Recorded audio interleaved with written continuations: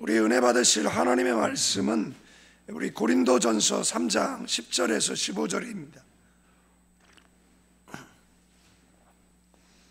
15절입니다. 고린도전서 신약성경 266페이지 3장 10절에서 우리 15절 말씀까지 교독하시도록 하겠습니다. 내게 주신 하나님의 은혜를 따라 내가 지혜로운 건축자와 같이 터를 닦아 두매 다른 이가 그 위에 세우나 그러나 각각 어떻게 그 위에 세울까를 조심할지니라.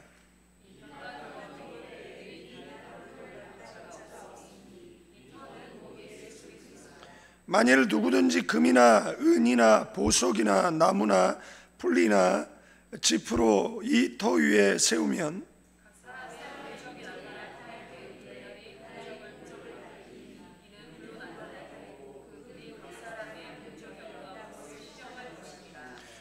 만일 누구든지 그 위에 세운 공력이 그대로 있으면 상을 받고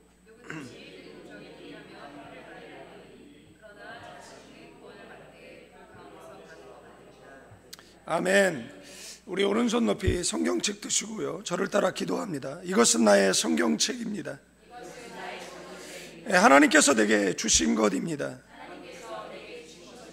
나는 이 성경이 말하는 사람입니다. 나는 이 성경이 가지고 있다는 것을 가지고 있습니다. 나는 이 성경이 할 수 있다는 것을 할 수 있습니다. 오늘 설교자를 통하여 하나님의 말씀을 듣는데 겸손히 받아들여 반드시 변화받을 것을 예수님의 이름으로 기도합니다. 아멘.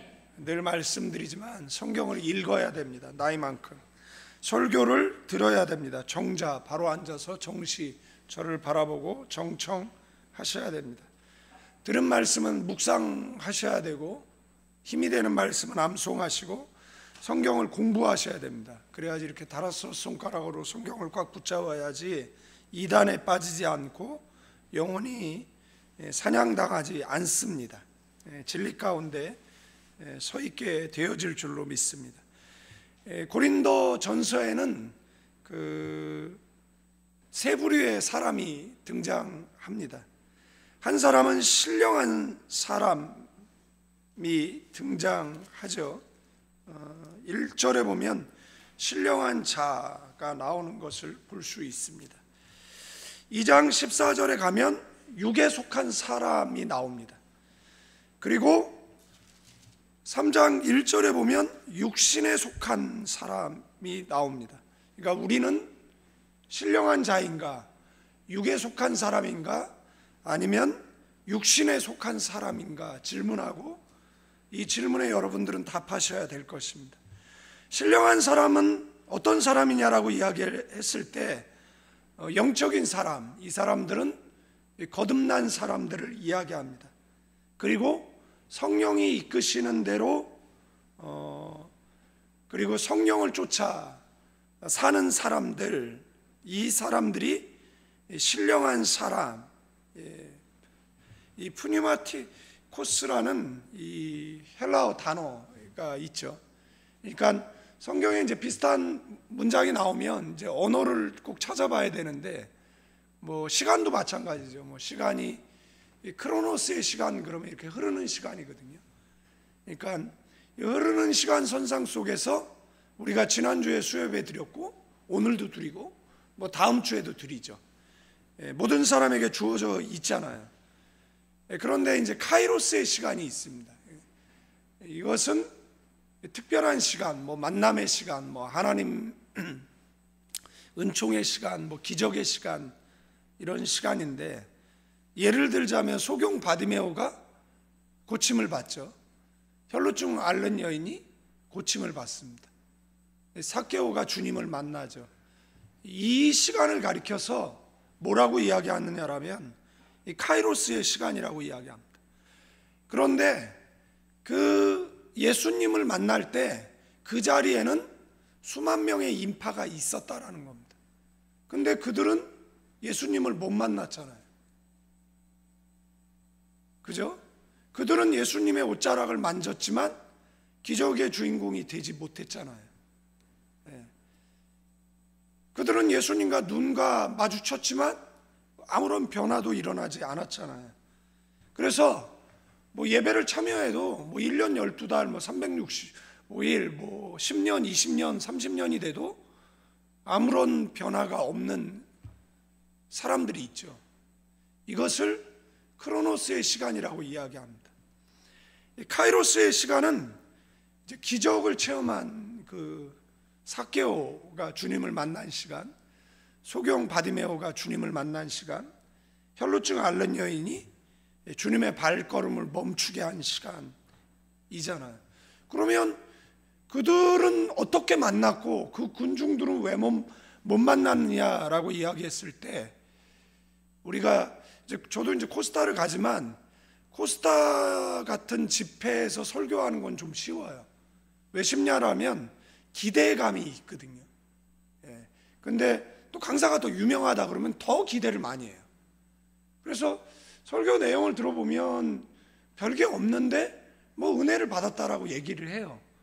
그런데 어떤 분은 설교 내용이 깊은데도 불구하고 별 볼 일 없었다 뭐 이렇게 얘기되는 경우도 있어요. 왜 그렇느냐라 그러면 기대감 때문에 그렇습니다. 그러니까 은혜는 목사가 이렇게 호주머니에다가 넣고 있다가 이렇게 주는 게 아니라 사모하는 사람에게 하나님께서 주시는 게 은혜잖아요. 그러니까 여러분들이 오늘 은혜를 받는다라고 하면 여러분들이 은혜를 사모한 것이고, 은혜를 못 받는다라고 하면 여러분들이 은혜를 사모하지 않은 것이겠죠. 그러니까 이것은 신령한 사람이냐 아니면 육신에 속한 사람이냐로 차이가 벌어지게 된다라는 겁니다. 그러니까 육신에 속한 사람들이 주님을 만났는데 아무런 변화가 일어나지 않습니다. 그러나 신령한 사람은 주님을 만나고 그 다음에 인생 역전하는 놀라운 은혜를 일으키잖아요. 고린도전서 2장 14절에 나오는 육에 속한 사람은 그냥 세상 사람이에요. 전혀 거듭나지 않은 사람, 본의의개인하지 않은 사람. 근데 오늘 본문 내용 속에는 이 육에 속한 사람은 아예 이야기를 안 하고 빼버리고, 신령한 이 푸니마티코스, 이 신령한 사람하고 이 영적인 사람, 그 다음에 이제 육신에 속한 사람, 이 사르키코스라는 말인 단어인데, 육신에 속한 사람은 어떤 사람이냐라고 이야기했을 때 그리스도 안에 있는 사람이에요. 본어게인 한 사람인 거는 확실해요. 그런데 어린 아이들, 네피오스라고 돼 있는데 이 네피오스라는 단어가 말 못하는, 그 다음에 미성숙한, 갓난 아기들 이런 거죠. 그러니까 겉모습은 어른인데 영적으로 갓난 아이인 거죠. 그래서 이 세상 속에는 말씀드렸던 신령한 푸뉴마티코스, 그 다음에 육체에 속한 이 푸시키코스, 그 다음에 육신에 속한 이 사르키코스, 이 세 부류의 사람이 존재하는데, 뭐 불신자를 제하면 이제 푸니마티코스, 그 신령한 사람하고 그 다음에 이제 사르키코스, 육신에 속한 사람, 물은 아닐 수 있는데 우리는 육신에 속한 사람이냐 신령한 사람이냐 자신에게 질문하고 답하셔야 돼요. 그리고 이 사르키코스, 육신에 속한 사람이라면 신령한 사람이 되기 위한 진력이 필요합니다. 노력이 필요한 줄로 믿습니다. 그래서 우리는 이 말씀을 접할 때 뭐라고 기도해야 되냐면, 나의 성숙, 내 신앙의 성숙을 위해서, 성장을 위해서 여러분들 기도하셔야 됩니다. 그죠? 성인 아이는 정신병이거든요. 정신적으로 성숙해야 되는데 어린 아이예요. 그래서 사람들의 관심을 받기 위해서 이상행동을 하는 거죠. 소리 지르고, 그죠? 자해하고, 그리고 자꾸 사람을 받기 위해서 이제 어린 애처럼 그렇게 이것을 이제 정신병, 성인 아이 뭐 이렇게 이야기를 하는 겁니다. 근데 영적으로 또 성인 아이들이 있습니다. 영적인 성인 아이들. 그런데 영적 성인 아이들이 지도자가 된다라고 생각을 해보십시오. 그러면 자기도 성숙하지 못한데 어떻게 다른 사람을 성숙해 할 수 있겠냐라는 거예요. 그래서 이 성경 말씀에 보면 지혜로운 건축자가 되라라는 것은 성숙한, 프로페셔널한, 사도 바울이 자기를 가리켜서 나는 프로페셔널한 그 건축자라고 이야기를 한 거거든요.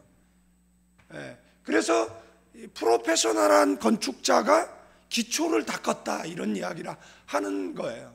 그러니까 좀 이따 설명드리겠지만 그 기초 위에 다른 거를 쌓지 말라라는 거예요. 그 기초 위에 너의 터를 쌓지 말라라는 거예요. 그러니까 어떻게 기초가 되어 있는가를 보고 그 다음에 골조를 잘 만들라라는 그 이야기를 하는 거거든요. 그러니까 사도 바울이 그 이야기를 하는 겁니다. 여러분들 이 푸니마티코스, 그 다음에 이 사르키코스, 그래서 신령한 자는 그 영적으로 성숙한 사람이라고 이야기했는데, 영적으로 성숙한 사람은 뭘 먹죠? 음식물이 주식이 뭐냐면 본문에 보니까 밥으로 되어 있습니다. 그 사람은 단단한 것을 소화할 수 있는 사람이라는 겁니다. 뭐 설교를 좀 어렵게 하려고 하면 이해를 못하니까 이렇게 집중을 안 하고 생각을 놓아버리는 겁니다. 그죠? 그러니까 어떻게 해야 되냐면 설교를 이렇게 쉽게 해야 되는 거죠. 그러면 그 사람은 어떤 사람이냐? 사르키코스, 육신에 속한 사람, 단단한 것을 소화 못해서 우유나 먹어야 되는 거죠. 우유나 줘야 돼요. 그러니까 어린아이들에게 왜 우유를 먹이죠? 그 이유는 위가 약하기 때문에 그렇습니다. 위가 아직 성숙해지지 않아서 맵고 짜고 신고 자극성 있는 것을 먹이면 안 되죠. 그 다음에 단단한 것을 먹이면 안 되죠. 그러면 위벽을 긁고 상처가 나게 되어져 있죠. 그래서 일정 기간 모유 수급을 하고 그 다음에 일정 기간 이유식을 먹이고 그리고 그렇게 해서 성장을 시키는 거잖아요. 마찬가지로 이 영적인 성숙을 위해서 우리가 뭐 해야 되는 겁니까? 근데 보통 교회 다닌 지 오래됐거든요. 교회 다닌 지 오래됐는데 제가 화나면 하는 얘기가 있어요.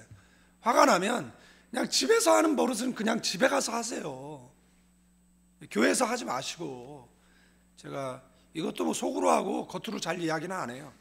그러나 이 집에서 해야 될 버릇을 교회에서 하는 사람들이 있거든요.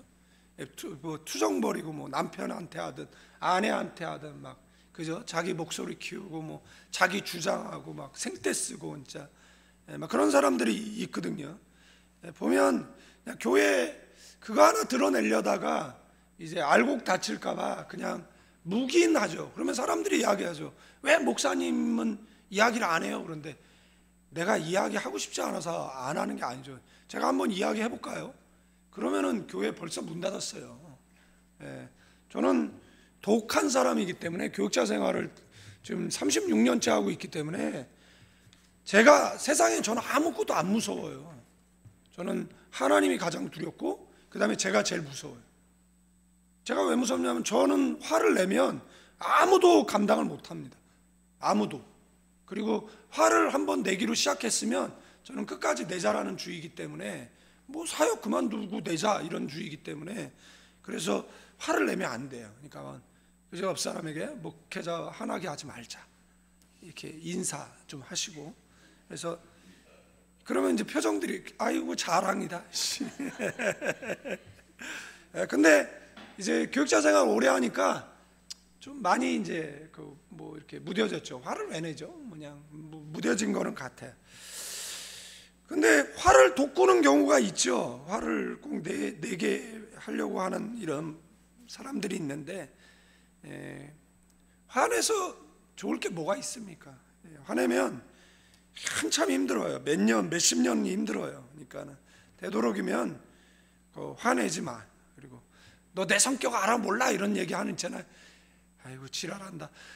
그런 사람들은 그냥 그러다 큰일 난다. 그냥 인생 채찍 사람 막대기. 화를 못 다스리는 사람들은요 인생이 험악해질 거예요. 그러니까 옆 사람에게 너 화내다가 인생 험악해진다 이렇게 인사하세요. 여러분들 이 육신에 속한 사람은 성령을 쫓아 살지 않는 사람이라고 이렇게 말씀을 드렸어요. 그러면 고린도 교회 문제는 뭐였느냐라는 겁니다. 사도 바울이 쓴 13권의 책 에서부 갈대고로 에골빌빌 딤디딤 이 13권의 책이죠. 갈라디아서, 데살로니가 전후서, 고린도 전후서, 그 다음에 로마서, 갈대고로, 에골빌빌 옥중서신이라고 그러죠. 에베소서, 골로새서, 빌립보서, 빌레몬서, 그죠? 그 다음에 이제 목회서신이 딤디딤, 그러니까 디모데전서, 디도서, 디모데후서 이렇게 순서가 대충 이렇게 되는데 이 13권이 있잖아요. 이게 서신서잖아요. 그러면 이제 권면하고 위로하고 그 다음에 교정하는 거잖아요. 그러면 고린도 교회가 문제가 많았잖아요. 그러면 이 고린도 교회에 무슨 문제가 있었느냐라면 이 사르키코이 이 사람들이 있는 겁니다. 이 사르키코이 그러니까 육신에 속한 사람들. 그러니까 영적으로 성숙해야 되는데 맨날 이제 땡깡 부리면서 나를 봐달라고 얘기하는 겁니다. 계속 나한테 관심 나 이렇게 하는 거죠. 그러니까 교회 다닌 지 뭐 한 3, 4년 되면 이게 성숙해져 가지고 초신자를 돌봐야 되잖아요. 그죠? 그런데 계속해서 나 그러니까 맨날 뭐가 더럽게 서운해. 그냥 맨날 서운해.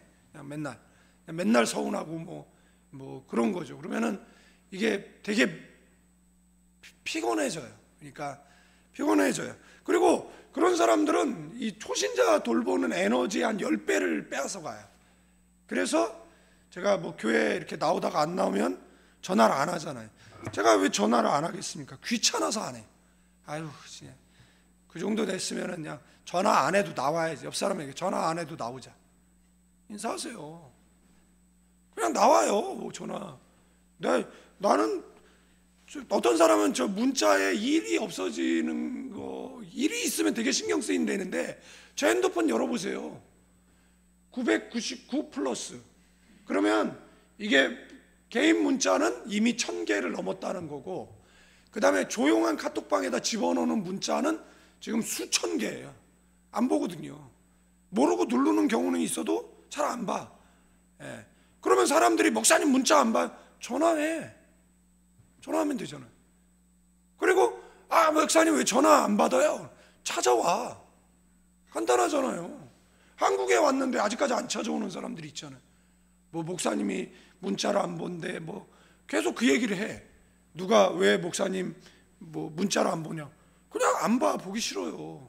생일날 되면 더 안 봐. 선물 줘야죠. 왜 문자로 생일 축하한다 그래요? 그잖아요. 보물이 있는 곳에 마음이 있는데. 그래서 그런데 얘기가 좀 곁길로 갔습니다만 여러분들은 사르키코이인지 육신에 속한 사람인지 한번 점검해 보시면 좋을 것 같고요. 이 육신에 속한 사람의 주식은 뭐죠? 젖이에요, 젖. 그러니까 단단한 걸 소화를 못해. 그냥 교회에서 주일 성수라든지 11조라든지 매일 성경이라든지 아니면은 전도 이런 얘기 나오면 소화를 못해. 소화를 못하는 그런 사람들이 있는 거예요. 그래서 이 사람들이 나중에 이제 상을 받죠. 나중에 이제 상을 받을 거예요. 신령한 사람도 상을 받고 육신에 속한 사람들도 상을 받아요. 근데 상 주기 위해서 어떻게 한다는 거야? 그들이 쌓아놓은 공적을 불질러 본다, 이런 성경에 나오는 거잖아요. 자, 다시 이제 내용으로 돌아오면, 이 고린도 교회에는 무슨 문제가 있었느냐라면 상급에 대한 열망이 없었어요. 그러니까 고린도 교회가 지금 이 시대의 가나안 교회인데, 가나안 교회 교인들이 뭐에 대한 열망이 없는 겁니까? 상급에 대한 열망이 없는 거예요.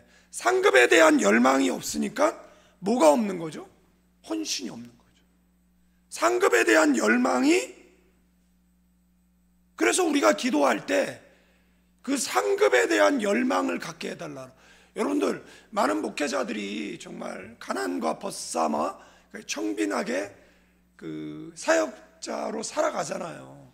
진짜 최저 생계비도 안 되는 돈을 받으면서 그 젊은 사람들이 그 인생을, 저도 뭐 교육자 생활하고 7년 무보수로 일했거든요. 그런데 그런 거를 왜 하냐는 거죠. 그런 거를 뭐 필리핀 갔을 때도 뭐 교회 개척하고 나서 만페소면 한국 돈 25만 원? 그걸로 한 달 어떻게 살아요? 그거를 만페소를 가지고 거의 3년? 그 다음에 25,000 페소? 35,000? 뭐 지금 많이 받죠. 필리핀에서 많이 받는데, 많이 받아요. 근데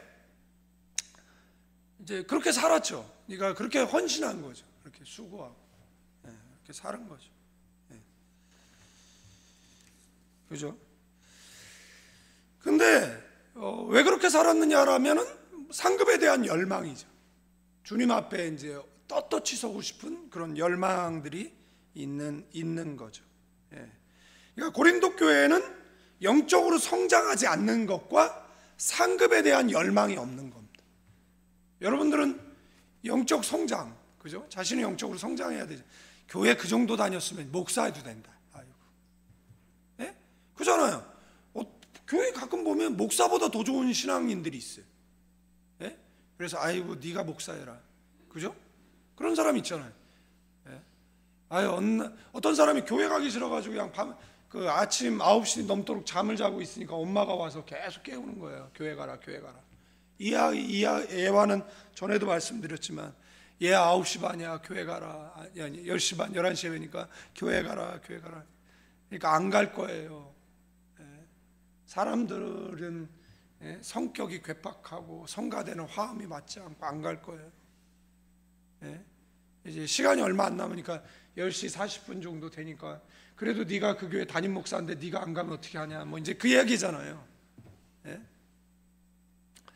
그죠? 그러니까 우리에게 뭐가 있어야 돼요? 여러분도 영적으로 성장하셔야 됩니다.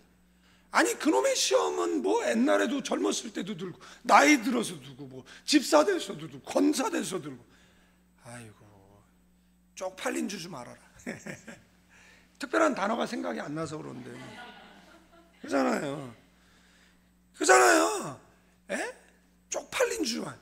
어떤 권사님이 막 저기 하길래 내가, 자기는 하나님한테, 근데 한이 무슨 뜻인 줄 아세요? 그랬더니 눈이 동그랗게 쳐다보려. 한은 억울하게 죽은 귀신이 들렸단 말이에요. 국어사전적 의미가. 권사가 돼가지고 귀신 들려서 좋겠네요. 그랬더니. 그죠? 여러분들 상급에 대한 뭐가 있어야 돼요? 열망이 있어야 돼요. 그러면 여러분들 우리가 신앙생활을 잘할 수 있는 비결이 뭐냐? 이렇게 묻는다라면 사도 바울도 뭐라고 얘기를 하냐면 10절에 내게 주신 하나님의 은혜, 이렇게 돼 있습니다. 그러니까 뭐가 있어야 돼요? 우리가 상급을 받기 위해서는 은혜가 있어야 돼요. 그러니까 은혜 받으면 나오지 말라고 해도 나와. 은혜 받으면 하지 말라고 해도 해. 그러니까 우리에게 은혜가 있어야 돼. 근데 그 은혜를 자꾸 목사한테 달라는 거잖아요. 목사가 어떻게 은혜를 줘요? 어떤 목사님은 그냥 은혜가 하도 필요하니까 자기 딸을 은혜라고 이름 져가지고 맨날 은혜야, 은혜야 그러고. 어떤 목사님은 성격이 더러우니까 그 애 이름이 온유, 대부분 온유라는 이름 진 사람들의 그 목사님들은 성격이 더러워. 예. 그래서 그럼 맨날 걔 보면서 온유야, 온유. 사랑 얘기하는 사람은 대부분 사랑이 없어. 예. 그렇거든요. 교회 이름도 뭐 중앙자 들어가는 교회들은 대부분 변두리에 있어. 연합 그러면 연합 안 되는 교회고, 예? 그런 교회들이 굉장히 많은데, 자 보세요. 그러니까 뭐가 있어야 돼 우리에게? 은혜가 있어야죠. 은혜가 있어야 열매를 맺고 은혜가 있어야 성장합니다. 아멘. 예. 그래서 사도 바울이 내게 주신 하나님의 은혜를 따라 이렇게 돼 있거든요. 내게 주신 뭐라고요? 하나님의 은혜 이렇게. 여러분들 그 다음에 이제 그 사도 바울이 이야기하죠. 내게 지혜로운 건축자와 같이 터를 닦아두매라고 얘기를 하는 겁니다. 예. 제가 이제 필리핀 교회 이제 은퇴하고 유목사를 이제 담임 세우고 이제 왔죠. 그러면 이제 임마누엘 교회 터는 이제 제가 닦은 거고, 그러면 이제 유목사가 이제 거기 이제 뭐를 올려야겠죠. 그런데 이제 그 싸움 나는 교회는 뭐냐면 원로가 물러나지 않는 경우, 예? 사사건건 뭐 간섭하고 뭐 이렇게 하는 거고, 그 다음에 이제 후임자가 전임자의 모든 기록을 지워버리는 거, 이런 거거든요. 예. 지우고 있나? 예. 그렇습니다. 사도 바울이 뭐라고 얘기합니까? 터를 닦아 두었다, 이렇게. 터를 닦아 두었대. 그 터는 알죠, 우리가 예수 그리스도라는 것을. 다른 이가 그 위에 세우나 그러나 각각 어떻게 그 위에 세울까? 뭐 하라고요? 조심히 세우라는 겁니다. 그러니까 사도 바울이 닦아놓은 터 위에 무엇을 세울 때에는 사도 바울이 닦아놓은 터를 없애버리고 다른 터를 닦으면 안 되잖아요. 사도 바울이 닦아놓은 터는 예수 그리스도잖아요. 그러니까 사도 바울과 그 다음에 후임자 아볼로는 같은 거잖아요. 그죠? 같은 그림을 완성해 가는 하나의 퍼즐 조각이잖아요. 네? 그런데 우리가 이제 코스타 할 때 늘 그렇게 이야기하거든요. 이렇게 그 하나님의 나라라는 큰 그림이 있는데 그냥 우리가 한 조각을 이렇게 놓는 거예요. 이게 지금 하얀 거에 바닥에 십자가인데 한 조각 한 조각, 그러면 대부분 하얀 색깔이잖아요. 그리고 십자가만 이제 다른 색인데, 근데 전혀 다른 조각을 들고 오는 거야. 그래서 여기다 놓으면 나중에는 어떻게 되죠? 엉망진창이 돼버리는 거죠. 예. 그러니까 내가 뭐 메시지를 잘 전했던 못 전했던 전했으면 그 한 조각을 놓은 거예요.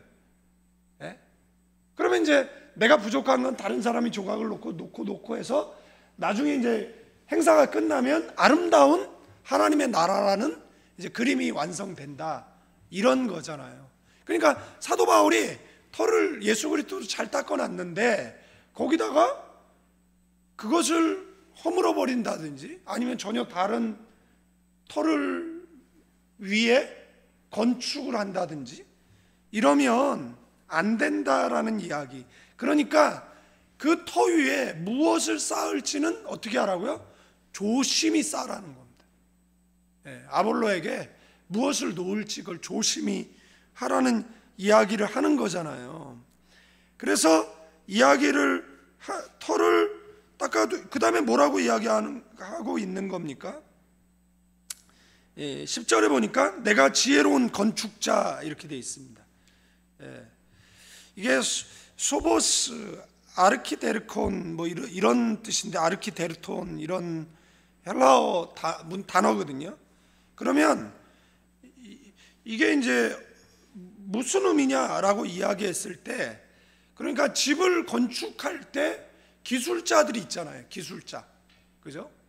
페인트도요, 뭐 전문가가 칠하지 않으면 엉성하죠. 이것도 전문가가, 이 인테리어는 뭐 성수동에서 되게 유명한 인테리어 하시는 분이 이제 인테리어를 한 거예요. 원래 바닥이 저 색깔이 아니에요. 근데 여기에 어울리는 톤으로 조카가 바꿨거든요. 근데 저 바닥이 맨날 더러워. 근데 원래 그 인테리어 업자는 좀 까만 계통이었어요. 그러니까 까만 계통이었으면 저 때는 안 탔을 거예요. 그러니까 인테리어 업자가 보는 뭐 색깔과 그다음에 그냥 그 디자이너가 보는 이런 색깔은 좀 다른 것 같아요. 뭐 하여간 그런데 그 사람은 이제 그런 사람을 뭐라 그러죠? 그런 사람을 뭐라 그래요? 뭐 전문 용어로 얘기하면 시공관리 책임자 뭐 이런 단어를 쓰겠죠. 시공관리 책임자. 그러니까 문제가 나면 이 사람이 나중에 법적인 책임을 다 지겠죠. 그러나 뭐 또 노가다로 이야기하면 뭐 현장 소장 뭐 이런 의미가 될 텐데, 여기서 말하는 이 지혜로운 건축가라는 것은 어떤 그 건축의 대표, 모든 총책임자 이런 뜻을 이제 가지고 있는 거예요.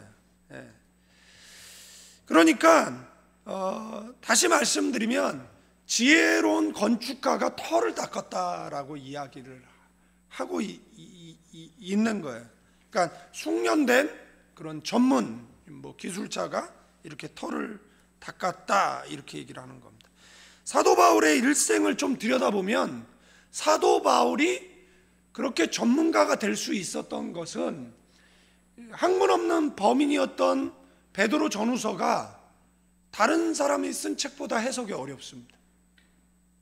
그러면 우리는 이렇게 생각을 하거든요.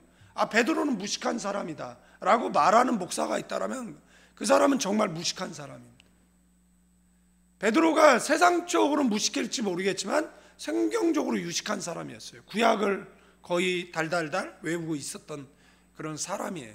그러면 뭐 교회 다니는 사람이 인정받을 수 있는 건 성경에 능한 거잖아요. 그러니까 베드로도 지혜로운 건축자가라고 볼 수 있는 건데, 사도 바울은 구약에 능통했죠.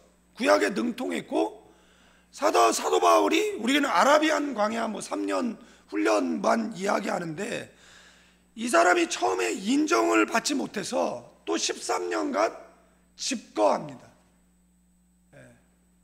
그러니까 이 사람은 거의 20년 만에 회심하고 20년 만에 그 현장으로 나오는 거잖아요. 그러니까 현장으로.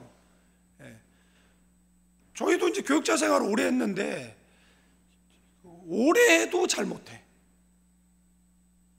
오래 해도 잘 못해. 그런데 뭐 이렇게 준비가 안 됐는데, 뭐 준비가 안 된 분들 있거든요. 뭐 성품이 준비가 안 됐다든지, 그 다음에 이렇게 뭐랄까 성경 뭐 이렇게 자기가 준비가 잘 안 된 그런 분들이 있어요. 그러면은 뭐가 필요한 거죠? 그러면은 뭐 페인트공이다 그러면은 여러분들 페인트 주고 이거 칠해봐. 그러면 이벽 칠하려다가 천장 칠해야 되고, 천장 칠하려다가 저기 다 칠해야 될 걸. 그러니까 다 칠해야 되는 거잖아요. 한번 색 배합 잘못하고 하면은 이제 다 칠해야 되는 건데, 그것처럼 선무당이 이제 사람 잡는 이런 일이 벌어지는 거잖아요. 뭐 사람 모이고 사역 잘하고 그러는데 한번 생각해 봐야 돼요. 신령한 사람들이 모였는지 아니면 그런 육신적인 사람들이 많이 모였는지. 그러니까 교회도 신령한 교회가 돼야 되고, 목회자의 목표도 신령한 교인을 만들어내는 거여야 하고. 아멘. 그러면 예를 들자면 그렇잖아요. 뭐 여러분들, 제가 어떤 청년들이 대부분 고민을 청년들에게 상담하거든요. 아니 걔도 지 인생 고민하고 있는데 걔한테 상담하면 무슨 답이 나옵니까? 어른한테 가서 물어봐야죠. 그잖아. 인생의 산전, 수전, 공중전, 해전을 겪어본 사람들이 인생을 알잖아요. 사람 볼 줄도 알고. 근데 제가 필리핀에 있었잖아요. 그러면 젊은 선교사들 많이 오거든요. 그러면 와서 뭐 물어봐. 그러면 내가 돌아가라고 얘기를 해요. 돌아가서 준비하고 오라. 그러면 또 제 말 안 듣고 또 쳐와. 와가지고 또 개고생하고 한 6, 7년 만에 또 나타나가지고 그때 목사님 말 들을 걸 그랬어요. 그래서 또 대안을 제시하면 또 안 들어. 그래서 속으로 생각하지. 어차피 내가 말해도 당신은 안 듣습니다. 그래서 목사님 뭘 이렇게 상담을 하는데 이렇게 건성으로 답하죠. 네가 건성으로 질문하니까 건성으로 답하겠지. 인생을 진지하게 물어보면 진지하게 가이드해주고 그 다음에 진지하게 가이드해줬으면 그대로 살아야지. 그잖아요. 예? 비행기 표 끊어놓고 나서 목사님 표 끊었어요 그러더니 한국 갈까요 말까요? 그럼 내가 뭐라고 얘기해? 예? 청첩장 주면서 이놈하고 결혼할까요 말까요? 그러면 내가 하지 말라 그래요? 하라 그러지. 뭔 질문을 기도했더니 아이고 마음이 훅히는 소리 하고 다 물어봐야죠. 이렇게 좀 물어봐야죠. 저도 인생 살아갈 때 계속 하나님 앞에 묻거든요. 하나님 앞에 질문하고 하나님이 어떨 때는 답을 안 할 때도 있죠. 그래도 계속 물어봐요. 계속 물어보고 어떤 거는 또 쉽게 대답을 해주시는데 어떤 거는 또 안 하는 경우도 있어요. 그러나 계속 이제 질문하고 그래서 하나님의 인도함을 받아야겠죠. 네, 여러분들 시공 관리 책임자라고 얘기할 때 사도 바울은 그러니까 20대 때 그 다마스커스에서 이제 주님 인격적으로 만나고 그 다음에 이제 아라비안 강을 3년 그 다음에 이제 또 13년 직거하고 그러면 거의 40 정도 되었을 때 이제 그 바나바에 의해서 바나바가 안디옥 가서 같이 목회하자 그래서 이제 안디옥 가서 1년 목회하고 그 다음에 이제 파송받아서 이제 선교사로 이제 사역하게 되어지잖아요. 그러니까 여러분들이 찬송 가사 중에 이 풍진 세상을 만났으니 이런 거라든지 고해와 같은 바다 그러면은 그 찬양을 70대 권사님이 천부의 의지 없어서 손들고 옵니다 그러면은 20대 애들이 부르는 천부의 의지 없어서하고 60대가 부르는 천부의 의지 없어서는 느낌 자체가 다르잖아요. 자, 여호와는 나의 목자시니 내게 부족이 없다라고 얘기할 때 20대가 읽었을 때 그 성경 내용하고 60대, 70대가 읽었을 때 그 성경을 읽었을 때 그 느낌이 전혀 다르잖아요. 그러니까 우리 권영애 장로님이 이제 필리핀 코스타 제가 추천해서 이제 오셨는데 권 장로님이 이제 그 이야기를 했어요. 자네 젊어봤나? 난 늙어봤네. 이 말은 뭐냐면 넌 늙은이로 살아본 적이 없잖아. 나는 너희와 같은 젊은이로 살아본 적이 있어라고 이제 이야기를 하는 거죠. 그러니까 그분 이야기는 말을 들으라는 거예요. 말을 들으라는 거예요. 말을 들으라는 겁니다. 그러니까 뭔가 다 이렇게 그러니까 저희도 이제 고역자인데 이렇게 성경 말씀을 전하면 이골이 안 나요. 성경이 닳도록 읽어도 어떨 때는 설교를 하려고 그러면 진짜 일주일 동안 피 마르는 그런 저기를 하죠. 설교 준비 안 하냐 그러는데 전 맨날 설교 준비를 하거든요. 솔직히 저는 솔직히 컴퓨터에 맨날 앉아서 정말 글도 엄청 써요. 근데 그 글을 읽는 사람이 불쾌하고 그래서 제가 그거를 페이스북에 안 올릴 뿐이지 제가 맨날 어떤 토픽을 놓고 계속 글을 써요. 설교도 계속 쓰고. 그런데 어떤 본문은 아무리 읽어도 이걸로 뭘 설교를 하지? 답이 안 나와요. 그래 너무 잘 준비해가지고 너무 잘 준비했다 그러는데 안 와. 안 와. 그러니 내가 이렇게 준비를 해가지고 이걸 해야 되나? 이 생각도 들어. 그리고 어느 날은 또 준비를 안 했는데 또 은혜 받았대. 그럼 이게 도대체 뭐야? 이게 뭐야? 하여간 그렇게 그런데 뭐예요? 준비해야죠. 어떤 사람? 지혜로운 건축가. 그러니까 교육자들도 지혜로운 건축사가 돼야 됩니다. 지혜로운 건축자가, 실력 있는 건축자가, 인생의 산전수전을 다 겪어본 건축자가 돼야지요. 예? 어디 갔는데 기도회인데 그 앞에 이제 어떤 사람이 간증을 하는 거예요. 그 자식을 확 뭐 죽여버릴까 그랬어요. 간증 내용은 이거예요. 미국에서 유학 가서 혼자 밥 먹었대요. 그래서 우는 거예요. 아씨, 나도 미국 가서 혼자 밥 먹고 싶다. 유학 가서 뭐 그 생각이 드는 거예요. 에? 나도 미국에 유학 가서 혼자 밥 먹고 싶은 거예요. 에? 걔는 한 번도 가난하게 살아본 적이 없어요. 이름만 대면 알만한 기업의 아들이에요. 에? 얘는 한 번도 뭘 고생해본 적, 얘의 고생과 나의 고생은 달라요.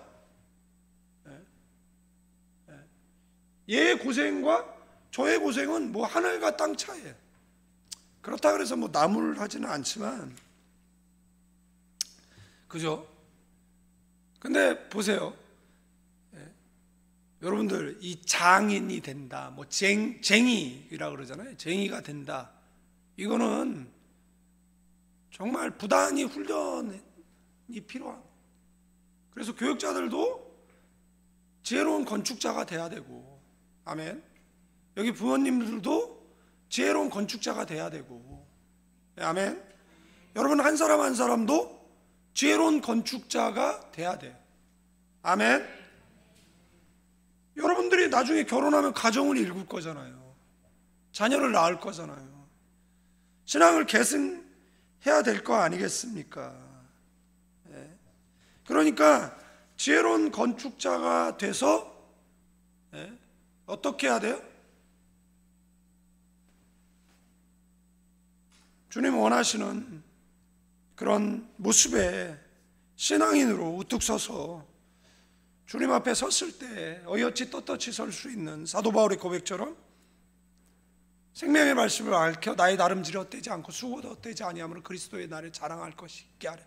그래서 그러기 위해서 뭐가 필요하다고요? 은혜가 필요하다고. 그러니까 저도 맨날 기도하거든요. 하나님 은혜를 주세요. 하나님 은혜를 주세요. 제가 어떻게 사람들에게 은혜를 줘서 수예배를 부흥시킬 수 있겠습니까? 제가 어떻게 은혜를 줘서, 아니 뭐 설교를 들으러 와야 뭐 은혜를 주든가 말든가 할 거 아니에요. 예? 아니 뭐 저기 뭐예요? 그 사람 그잖아요. 이 동네 사람들은, 난 진짜 이 동네, 난 연고지도 없어요. 나는 해외 30년 살다가 왔는데 내가 한국에, 그렇다고 내가 양도둑질해 올 수는 없잖아요. 그죠? 그래서 날마다 내가 하나님 은혜를 주세요. 하나님 은혜를 주세요. 하나님 부흥의 은혜를 주세요. 제 아내가 저한테 그랬거든요. 부흥을 갈망하지 않는 것 같다 그러는데 제가 괜히 얘기했네. 이거 무의식 중에 튀어나와가지고 벌금 10만 원인데 진짜 용돈이 떨어져가지고. 근데 내가 이제 혼자 기도하는 거죠. 하나님, 저는 부흥을 갈망해요. 누구보다도. 그런데 내가 할 수 있는 게 아무것도 없습니다. 제 솔직한 고백이에요. 그 다음에 고백이 뭔지 아세요? 하나님, 필리핀에서 그렇게 부흥할 수 있었던 건 제가 한 게 아니었네. 하나님의 은혜였어요. 그래서 또 그 다음에, 그래서 하나님 아무것도 안 갖고 놓고 왔잖아요. 그러니까 하나님 다시 우리에게 부흥을 주세요. 부흥. 근데 그 부흥이 하나님의 은혜가 없이는 일어나지 않는다라는 거예요. 아시겠습니까? 여러분들, 후임자는 아볼로라고 했어요. 그 위에 조심히 세워라는 거죠. 그죠?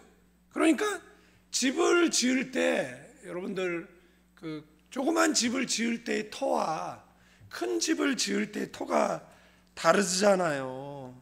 두바이에 가면 부르즈 알라파인가? 그 할리파구나. 부르즈 할리파.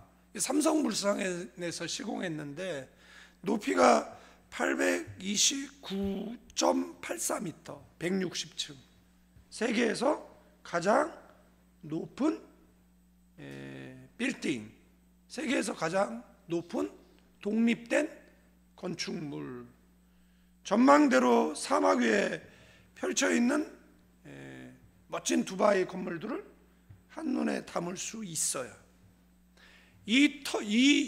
이만한 집을 지으려면 얼마나 터를 잘 닦아야겠어요. 그러니까 여러분들 교회도 그렇잖아요. 우리가 부흥을 목말라 하지만 부흥 이전에 가나안 교회가 건강한 교회가 돼야 돼요. 여러분 한 사람 한 사람이 건강한 사람이 돼야 됩니다. 아멘. 네? 여러분들 건강하지 못해서 나만 관심 가져달라 그러고 맨날 그 있잖아요. 옛날 권사님들이 많이 들렸던 귀신 있잖아요. 섭섭마귀. 예? 맨날 섭섭하대. 목사님이 이름만 불러줘 섭섭해, 안 알아줘 섭섭해, 그잖아요. 옛날 권사님들은 이 섭섭 귀신이 많이 들렸었거든요. 예? 자, 예수의 이름으로 명하는 이 섭섭 귀신은 떠나갈지어다, 뭐 이런, 예? 그잖아요. 뭐 섭섭한 마음이 들어오면 섭섭이 귀신은 떠나갈지어다 이렇게 선포하고. 예? 웃는 거 보니까 섭섭했나 보네.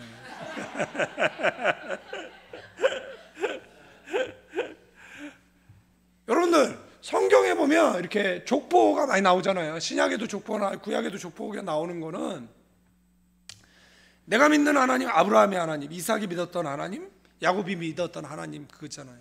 그러니까 한 조각의 퍼즐인 거예요. 이게 전체가 하나의 그림이지 다른 게 아니라는 거를 얘기하는 거잖아요. 그러니까 분리해서 생각할 수 없는 거라는 거잖아요. 그러니까 사도 바울이 터를 닦았고 그 위에 아볼로의 건축물은 다른 게 아니잖아요. 하나거든요. 예. 예. 그죠? 전혀 다른 게 아니라는 거예요. 예.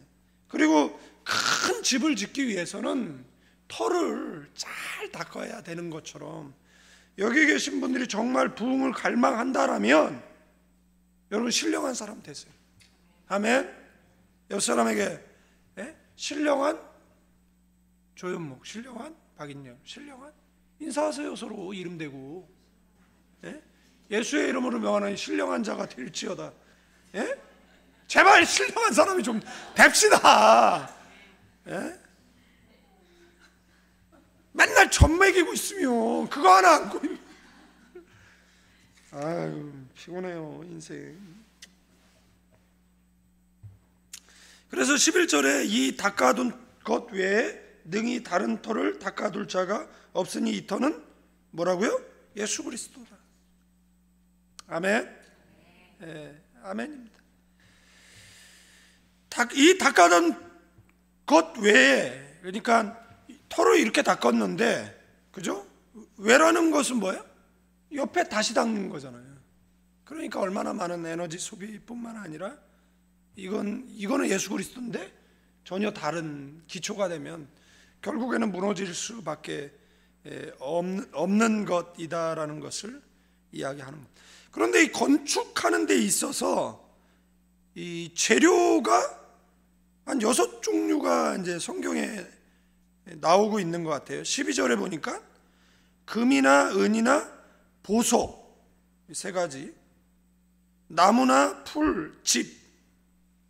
그러니까 집으로, 나무로, 풀로 집을 세우는 데는 빠른 시간에 세워지잖아요. 뭐 그게 더 세울 수 있겠죠, 빠른 시간에. 그러나 금이나 은이나 보석으로 집을 짓는다라고 하면 굉장히 오랜 시간이 걸리겠죠. 그러나 그 집은 변치 않는 집이겠죠. 불타지 않는 그런 집이겠죠. 그러나 나무라든지 이런 걸로 장식한 거는 금세 불타 버릴 거예요. 그러면 성경이 뭐 금은, 보석, 이 상징적인 의미는 뭐냐라고 얘기했을 때 순전한 믿음을 이야기하는 겁니다. 성경에 보면 나오잖아요. 금을 사라고 이야기하고, 나무나 풀은 뭐죠? 근데 그렇게 해서 이제 집을 짓는 거잖아요. 그러니까 나도 집을 짓고 가나안 교회도 이제 집을 짓고 다 짓는 거예요. 다 짓는 겁니다. 그렇게 지어진 교회가 고린도 교회고 가나안 교회고, 여러분 이렇게 각 사람이 교회잖아요.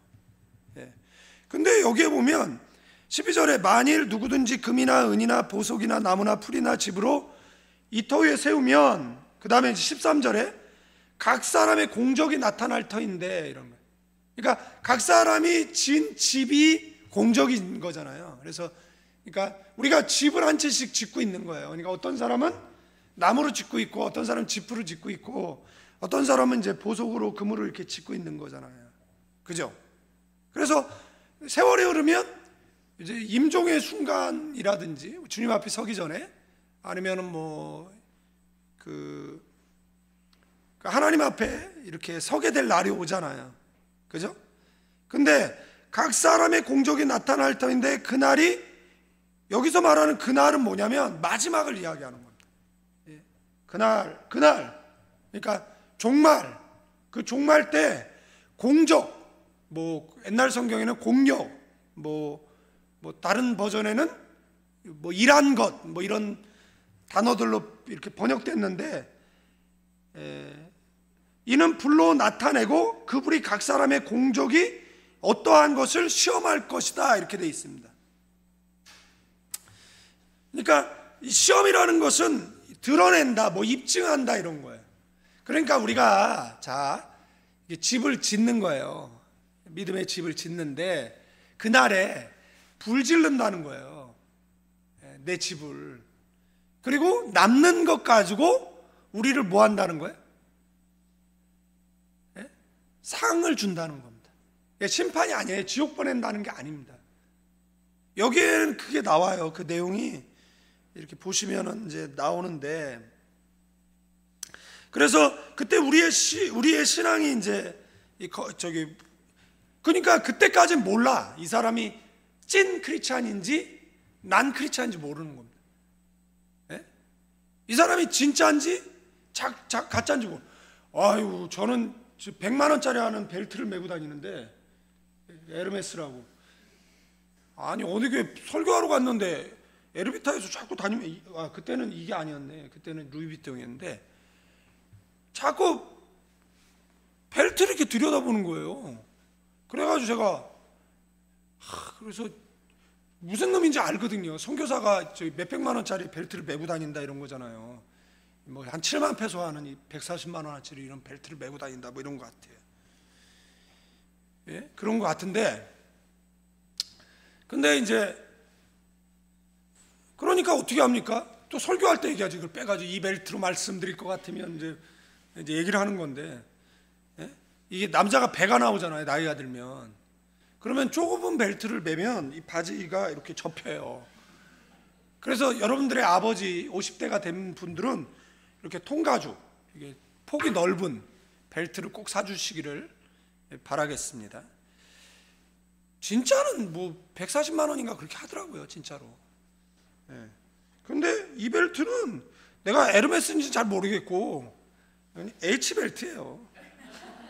이거는 그냥 H벨트. 근데 제가 메고 있어서 다 진짜인 줄 알고, 목사님 벨트는 진짜라고 그러는데, 벨트 빼고 다른 건 다 진짜. 근데 진짜도 있어. 왜냐면 어떤 애가 은혜 받았다고 지 벨트를 빼고 날 주고 간 거예요. 필리핀에서 루이비통을. 그래가지고 그거를 메고 다니다 보니까 그게 편해. 근데 제가 그건 비싸잖아요. 그래서 그걸 살 수가 없으니까 제가 한국 가는 분한테 동대문에 가면 거기 노점상에 폭 넓은 벨트를 판다. 그러니까 그거 사와라. 근데 그 사람이 이제 가서 몇 개를 사온 거예요. 몇 개를 사와가지고 그걸 여전히 지금 쓰고 있습니다. 그러니까 하여간 얘기가 곁길로 갔어요. 이제 정리하고 마칠 텐데, 그날 여러분들 이건 내가 짝퉁이라고 밝히지 않으면 짝퉁이 안 드러나. 예? 여러분들이 진짜 신앙인지 가짜 신앙인지 몰라. 우리는 양인지 염소인지 몰라. 염소 같은데 또 양이고 양 같은데 또 염소 같고 잘 모르잖아. 그런데 언제 드러난다는 거야? 옆 사람은 너 두고 보자. 에?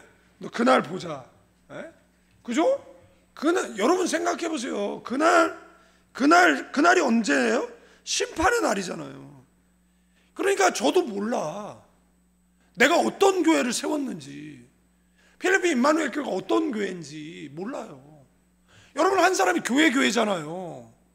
그런데 그 교회가 그날 하나님께서 불질렀는데 뭐가 남는지 그날 봐야 되는 거예요. 네? 그러면 사도 바울이 지금 고린도 교회를 향해서 너무 염려되는 목소리로 말하는 이유는 뭐냐면, 너네 그날 불질렀을 때 너네 다 타서 아무것도 안 남을 것 같다는 얘기예요. 그 이유는 뭐냐면 너네가 지금 뭐를 사모하지 않는다라는 거예요? 상급을 사모하지 않는다라는 겁니다. 상급을 사모한다라면 그렇게 살 수 없다는 겁니다. 상급을 사모하면 그렇게 말할 수 없다라는 겁니다. 상급을 사모하면 그렇게 가고 싶은데 다 가고, 하고 싶은 거 다 하고 그렇게 살지는 않을 거라는 거예요.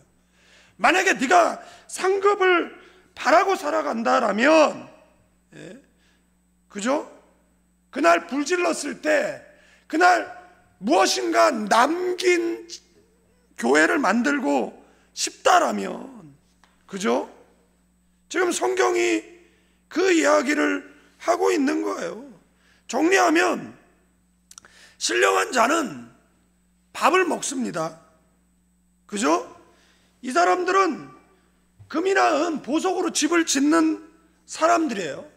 그래서 이 사람들은 14절에 보니까 상을 받아요. 그런데 1절에 보면 육신에 속한 자들은 젖을 먹는 사람들이에요. 그런데 이 사람들의 집의 재료는 나무, 풀, 집이라는 거예요.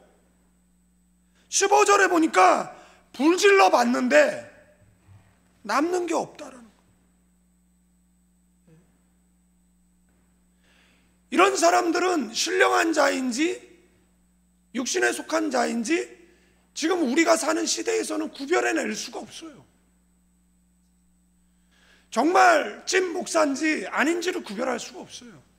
정말 찐 크리스찬인지 아닌지를 구별하기가 어려워요.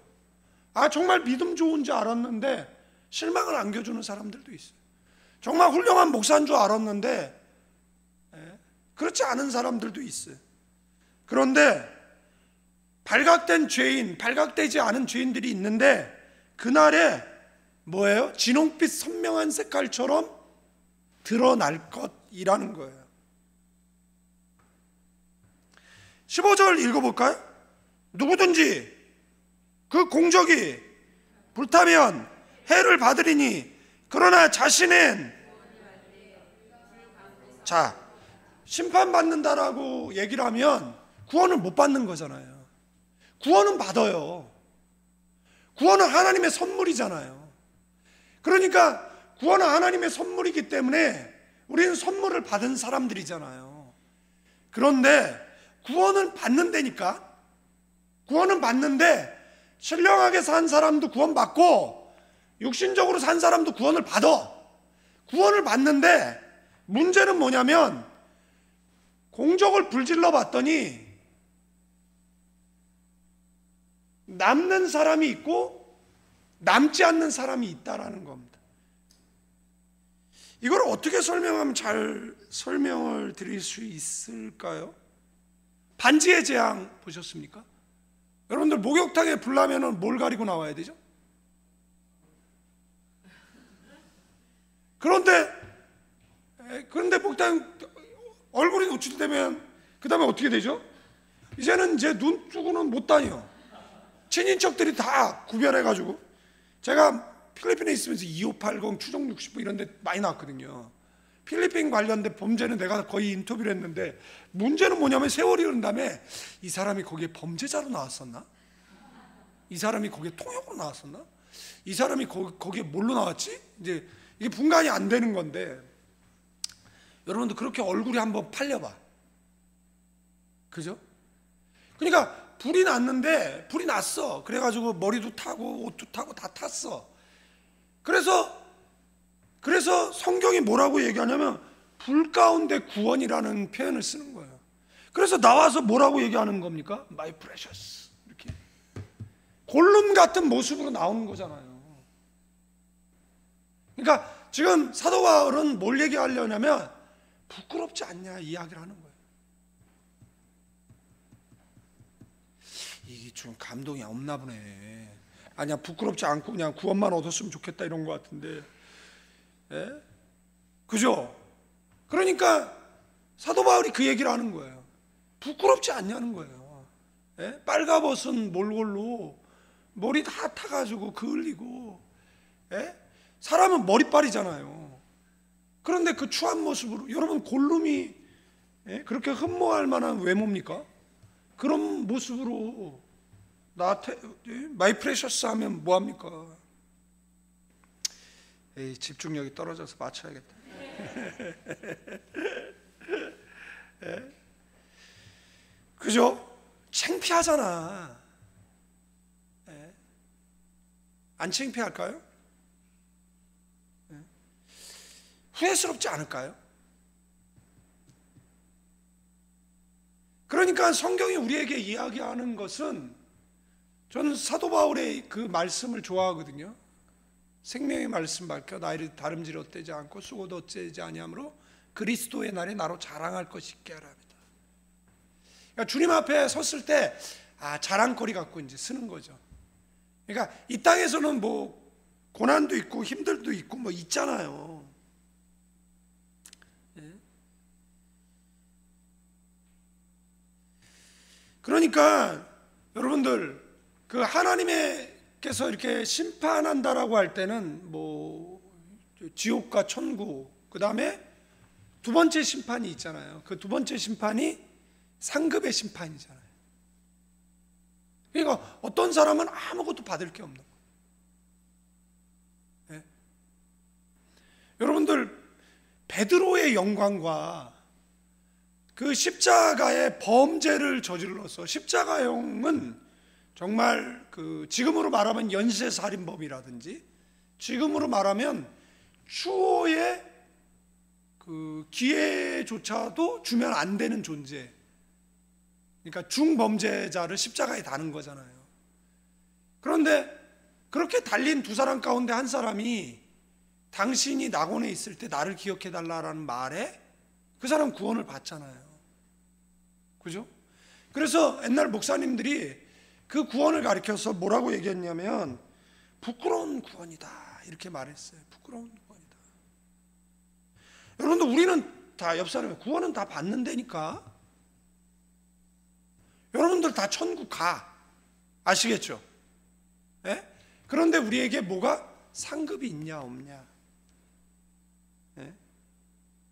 마태복음 5장 11절에 보니까 나를 인하여 너희를 욕하고 핍박하고 거짓으로 너희를 거스려 모든 악한 말을 할 때에 너희에게 복이 있나니 기뻐하고 즐거워하라.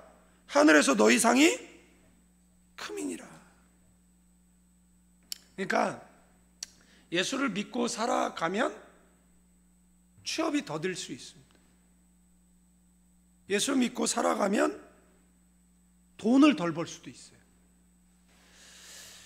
예수를 믿고 살아가면, 옛날에 우리 교회 부목사님이 그 방산시장에서 장사하시다가 오신 분이에요. 그래가지고 이분이 대박 속이는 거를 알려줬어요. 그죠? 그러니까 예수 믿고 사는데 지금 뭐 소래인가? 뭐 인천 거기 뭐 겨울 속인다고 그러잖아요. 뭐 그래가지고 한번 난리가 나가지고 뭐 자정 노력하고 뭐 지금 뭐 그러고 있는 것 같은데, 그러니까 크리스찬 양심으로서 믿음을 지키고 살아간다라는 것은 손해를 받는 거잖아요. 손해를 있는 거잖아요. 그죠? 그러면 그것에 대한 상이 있다는 거잖아요. 아멘? 예, 아멘이에요. 그러니까 그것을, 그 상급을 기대한다라면 현실에서의 부족과 좀 마음 상하는 일이 있어도 내세의 영광 때문에, 오늘의 그런 어떤 세상적 수치 때문에 뭐 이렇게 자존감이 바닥에 떨어지고 그런 일은 없을 거잖아요. 아멘. 마태복음 5장 46절에 너희가 너희를 사랑하는 자를 사랑하면 무슨 상이 있으리요? 세리도 이같이 한다. 네?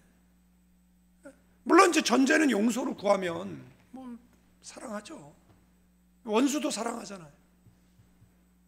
그죠? 피해를 준 사람도 사랑하고. 마태복음 6장에 보니까 사람에게 보이려고 그들 앞에 너희 의를 행치 않도록, 그러니까 사람에게 보이려고 한 것은 이 땅의 영광이 다 받은 거. 내가 뭘 했는데 왜 안 알아주냐? 그거는 이제 영광을 다 받은 거죠. 그러니까 하늘의 영광은 이제 없는 거잖아요. 기도도 그렇잖아요. 바리새인의 기도와 죄인의 기도는 다르잖아요. 마태복음 6장에 보니까 저희는 사람에게 보이려고 회당과 큰 거리에 서서 기도하기 좋아한다. 내가 진실로 너희에게 이르노니 저희는 자기 상을 이미 받았다 라고 얘기를 하잖아요.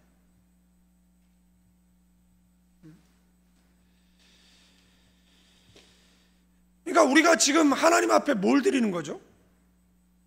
시간을 이렇게 드리고 있는 거잖아요.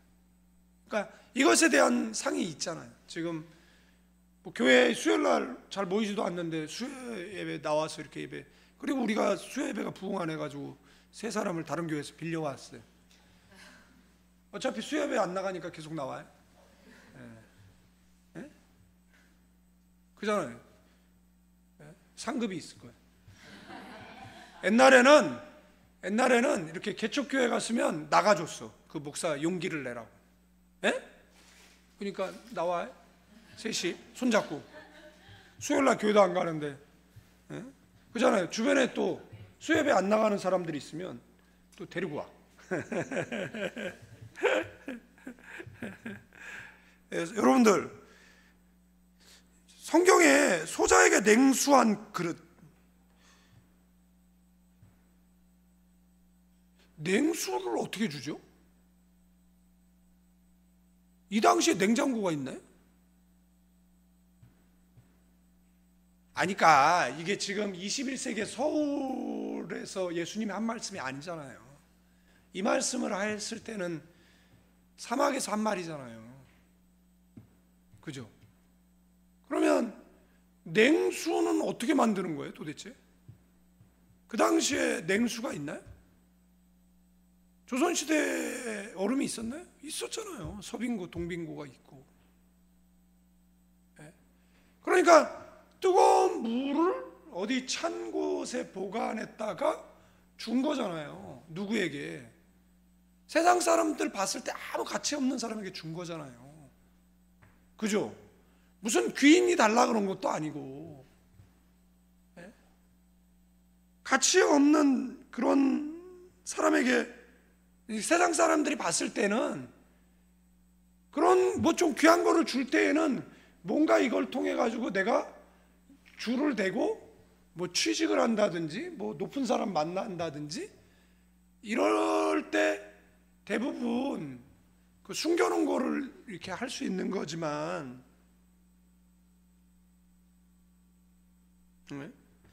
누가 할 수 이렇게 할 수 있죠. 그러니까 이 말씀을 좀 이렇게 잘 생각하면, 이때 냉수가 어디 있지? 그냥 물이라 그러면 되잖아요.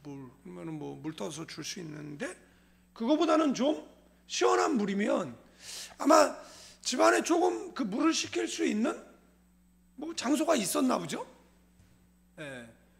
그러면 그걸 가져오기 위한 수고인데, 그 수고를 할 만한 가치가 있는 사람은 아니잖아요. 여러분들 어디 가면요, 유명한 사람은 사진을 서로 찍으려고 그래요. 예? 저는 지역 코스타를 오래 섬겼거든요. 제가 필리핀 코스타 대표를 했기 때문에, 그래서 지역 목사님들의 마음을 알아요. 그 다음에 오는 강사들의 마음도 알아요. 저는 저 강사도 가니까. 그래서 저는 가면 유명한 사람들하고는 잘 얘기를 안 해요. 그 지역에 계신 분들하고만 얘기하고 친하게 지내고 이제 그렇게 하는 이유가 뭐냐면, 그분들도 다른 데 가면 강사인데, 예? 그죠? 오히려 거기 있는 분들이 더 큰 목회하고 큰 일하는 분들도 많거든요. 근데 이렇게 좀 그런 분들이 있거든요. 그러니까 코스타 스태프들이 있어 욕도 못 하겠고.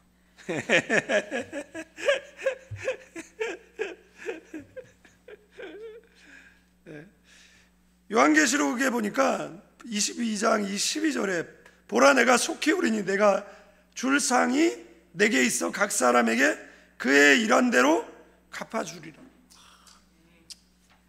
사역할 때 힘들 때가 있거든요. 왜 이러고 살아야 되나 싶을 때도 있고, 그죠? 뭐 다른 일 하면 더 잘할 수 있을 것 같기도 하고, 뭐 이제 그런데 그럴 때가 있어요. 사탄이 그런 이렇게 쏙닥거릴 때가 있는데, 그럴 때마다 사탄아 이제 물러가라 이 얘기를 하고, 그다음 뭐죠? 하나님께서 내게 줄 상, 그날에. 근데 상의 내용은 안 나와. 도대체 어떤 상이 우리에게 주어질지는 모르겠는데, 그때 부끄러운 구원이 아니라 그 상 받으면 좋잖아요. 예?